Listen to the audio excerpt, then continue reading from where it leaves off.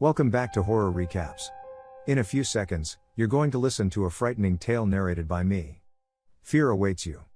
Watch out and take care. The company where Sam works plans to go on a retreat. Shortly before the journey, Sam sees a print on the bus stairs that says "Watch your step," and he feels wrong.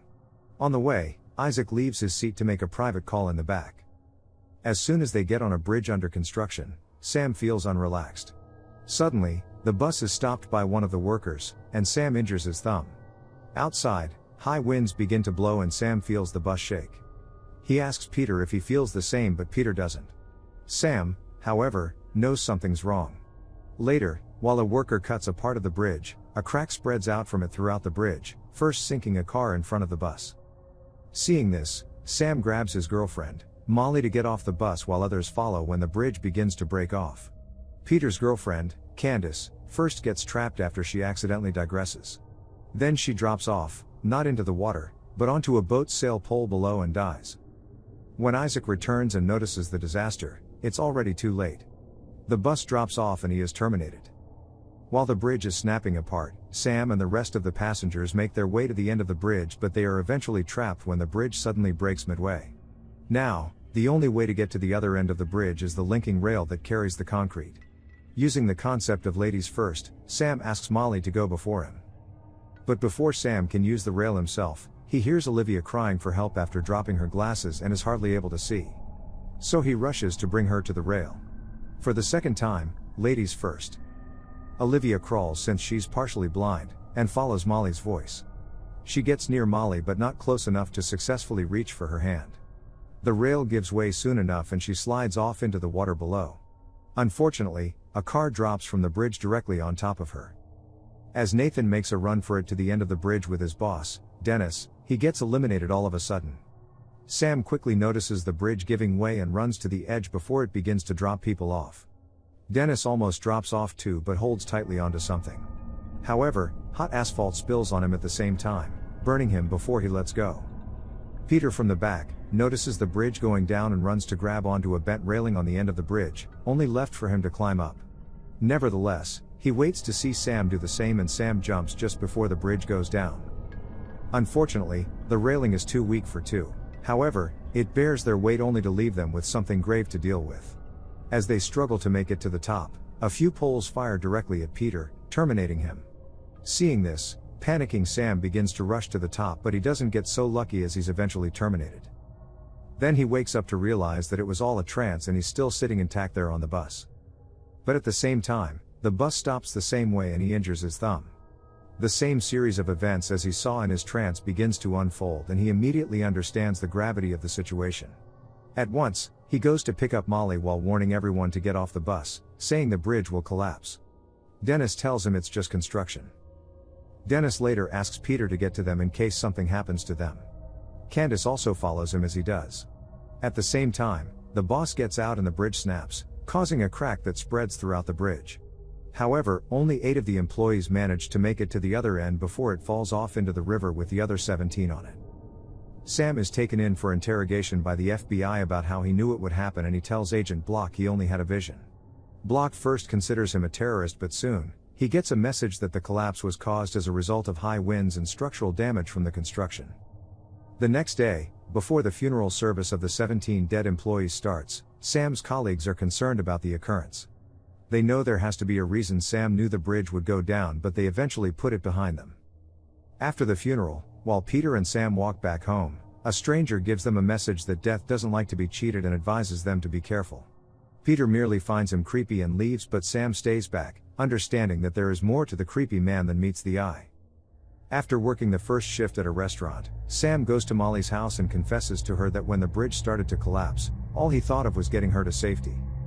Meanwhile, Peter meets Candace at the gym about to start her last practice routine for the college gymnastics championship. She feels unprepared, but Peter encourages her. The gym feels hot and an electrician fixes the fans but accidentally leaves a peeled cable on the gym floor. As Candace is about to start practicing, she feels something is wrong but continues nevertheless. A screw drops from the ceiling fan on the gymnastic beam unknown to her. Then, as she goes for her second practice routine, she nearly steps on the cable, which now has water dripping on it from the ceiling. She would have been electrocuted by the water trickling close to her foot, but she luckily drops a hand towel on it and steps instead on the towel. As she starts her second routine, the screw holding the bar is about to come loose. But it eventually doesn't. Instead, the same screw Candace missed on the beam injures another person practicing after her. She trips, causing a miss that then distracts Candace. This in turn causes her to swing off the bar and hit the floor hard, breaking her spine and dying. Later, while Sam sympathizes with Peter at the gym, he sees the creepy man again and wonders why he's following them. Back at the company, Olivia believes that Candace only died because of the nature of gymnastics.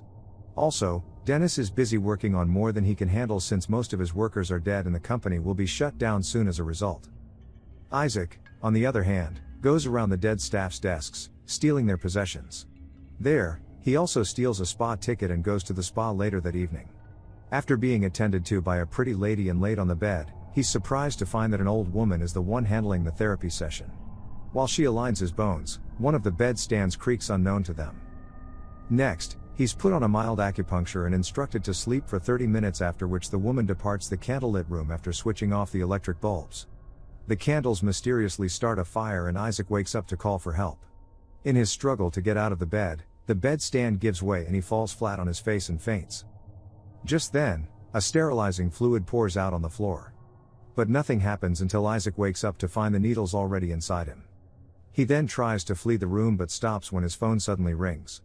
He thinks of taking the call since it has to be his girlfriend, but at the same time, a candle drops on the fluid and causes an explosion that causes him to trip. Happy Isaac sees how lucky he is when the fire doesn't get to him in size. But unfortunately, a Buddha statue drops straight on his head and crushes it. Sam is convincing Molly to go with him to Paris when Peter brings them the news of Isaac's death. Again, he sees the creepy man at the scene and goes after him this time. The rest follow while he asks the man who he is. It turns out that he's just a coroner who happens to have seen such cases where a lucky few people survive a disaster and death later comes after them one by one. He says that they shorten death by escaping what happened on the bridge and can't afford to escape it eventually. He then gives them the only solution to the tragic situation, and that is to take someone else's lifespan by killing them. This is when they then understand that death is hanging around them. But Sam realizes that he rescued Molly in his vision, so she's probably not going to die.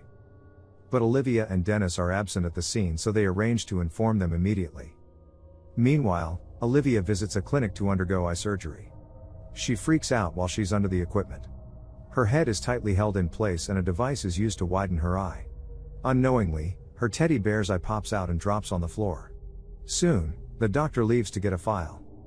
In the meantime, a cup of water accidentally drops, splashing water into an electric socket and causing the equipment to malfunction. As soon as she notices, she tries in vain to reach for the emergency button. After calling for help, the equipment reaches a critical stage and the laser blinds her eye. Soon, Sam and Molly rush in to rescue her, but she gets up and trips on the teddy bears as she dropped on the floor and falls out of the window, with her eye popping out. Sam later finds out that the recent deaths are exactly in the order he saw in his vision. He discovers that after Olivia, Nathan is the next to die. At the company factory, Nathan argues with a worker, Roy, while feeling something is wrong. He notices sparks and the likelihood of a crane hook falling on them. So he tries to push Roy out of the way, but Roy falls and gets caught by the hook, eliminating him. In the meantime, Peter warns Dennis about the kill or be killed situation, but Dennis doesn't seem to believe anything he says. Then they meet at the factory to discuss what happened, where Peter threatens Nathan into disclosing that he really did kill Roy to claim his lifespan. Peter then demands to know who's next from Sam, but before he can reveal it, Dennis comes asking what happened, and at the same time, a wrench launched by the belt sander splits his face. Later, Sam vows to stop living in fear and he goes to work at the restaurant that evening. However, everything he sees scares him to death. Then, he takes the offer to intern in Paris from his restaurant boss. That night after work, Peter visits Molly and Sam during a date, looking upset after knowing he's next. Peter tells them about having had different opportunities to take someone else's life, but he couldn't because they didn't deserve to die. Then he questions why Molly deserves to live and draws a gun to eliminate her. Sam rescues Molly at once and they run to the kitchen, where Peter later catches up with them and knocks Sam out since killing him won't do him any good. He then turns a few stoves on, intending to blow up the place. Agent Block shows up at the scene soon and Peter eliminates him. However, we all understand that Peter now really can't let Molly live after witnessing him murder Block. So he still attempts to kill her. Sam later wakes up and rescues Molly, causing the gun to drop on a stove during the fight. Peter beats Sam up and Molly comes back to rescue him when Peter intends to stab him. He overpowers Molly and attempts to stab her, but Sam takes him out. Meanwhile, the pistol on the stove is so red hot that it fires in Sam's direction, failing to kill Sam, making him conclude that he is finally safe. 2 weeks later, Sam and Molly are on a plane to Paris when two of the students on the plane warn that everyone should get off the plane after having a vision. When Sam hears this after the takeoff, he understands the situation, but it's already too late.